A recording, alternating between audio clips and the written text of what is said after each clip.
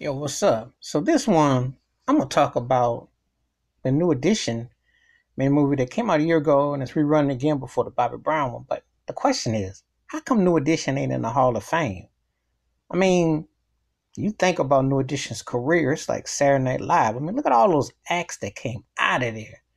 Your Bobby Brown, megastar, BBD, Ralph Tresvant, Johnny Gill. I mean, and much respect to the choreography of Brooks Payne because Brooke held him down, but and the magic was there.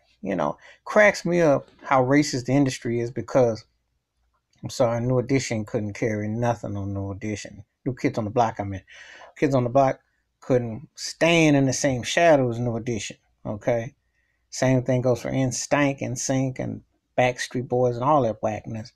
Ain't none of them seen on New Edition. And think about it. New Edition was so bad that their song Boys to Men, which came out 30 years ago, and the Any Heartbreak album, inspired a group out of Philly who ends up calling themselves Boys to Men. So tell me how bad is bad when you factor in the harmony, the steps, the moves, the careers. Why ain't New Edition in somebody's Hall of Fame? Now you can argue there have been other, you know, great vocal groups. I'd say After Seven and Boys to Men and Jodeci, you know, some had some harmony and some stuff, but no Audition was like on a whole different level when you factor in the superstardom of within the stardom of what they had. They were like the black community, they were the Jackson Five of the modern era, but they had this Temptations thing with these steps. They had this choreography. They had this demeanor, this manner about them. And a year later with the movie, it did great.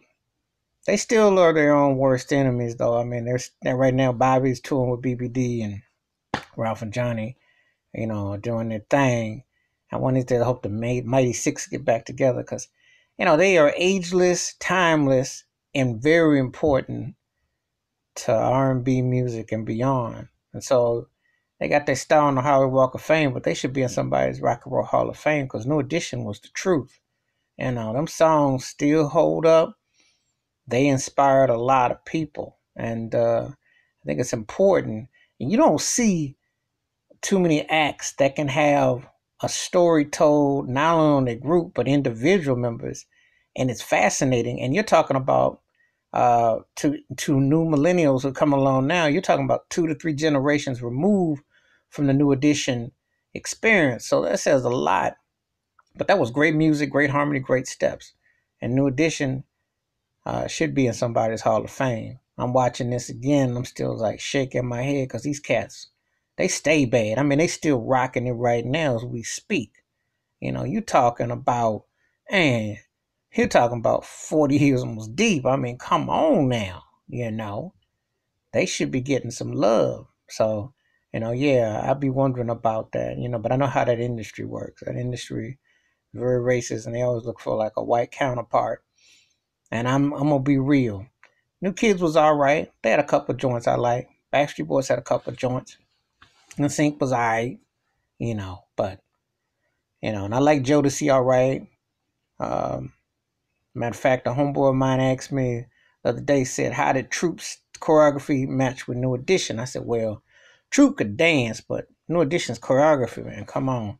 They do that wingtip turn, and they got that slay you. They can slay you in so many ways. So you can nitpick and pick something here, pick something there, but if you wanted like that last complete group that had personality, had that swag, had that cool, that was New Edition. New Edition was still the truth as far as I'm concerned. They have not gotten their due. So the movie coming back on again and the Bobbies, they should be in somebody's Hall of Fame. They deserve that. They deserve that love. So that's my take about New Edition.